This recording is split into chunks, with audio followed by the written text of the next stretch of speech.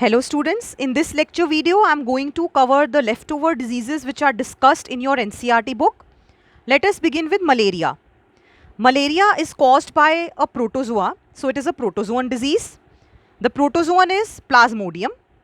Different species can infect Plasmodium vivax, Plasmodium malaria, Plasmodium falciparum. But this falciparum is the malignant one and it causes serious danger. It causes, you can say, death in individuals who have been infected by this one. The vectors or carrier is Anopheles mosquito, female Anopheles mosquito. So in the salivary glands, the infectious form called as sporozoite is formed.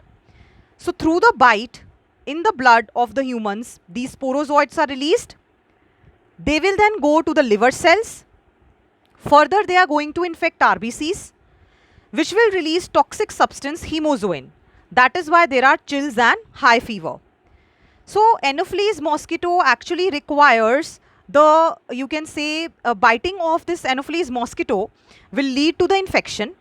And Plasmodium, it requires two hosts, humans as well as mosquito, to complete its life cycle. Next, amoebiasis, which is again protozoan disease, also called as amoebic dysentery, caused by Entamoeba histolytica. The target organ is large intestine. So let us look at symptoms: constipation, abdominal pains, cramps, and stool with mucus and blood clots. The carrier of this disease is housefly, and transmission is through drinking water and food which is contaminated by fecal matter of the infected person. Next, coming to a parasitic infection caused by roundworm, Ascaris, which is called as Ascariasis. It is transmitted through contaminated food and water where eggs of parasite are laid.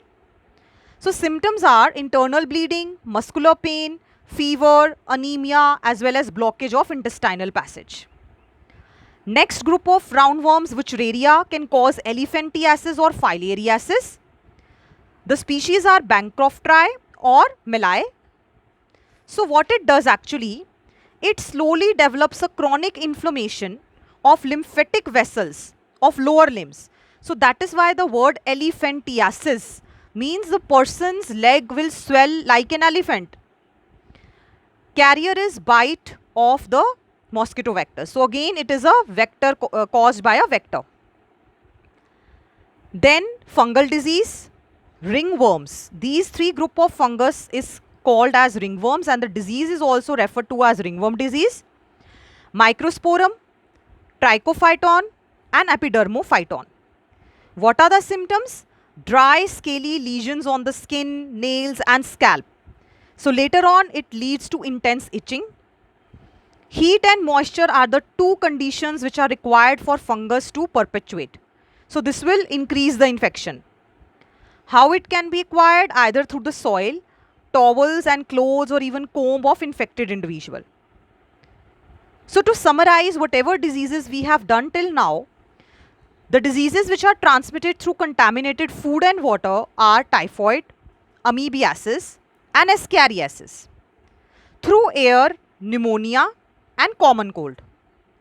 Through insect vectors, malaria, filariasis.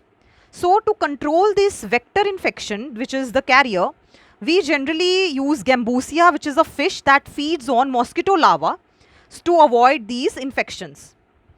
Aedes mosquitoes, these group of mosquitoes, they cause infection which lead to diseases dengue and chikungunya.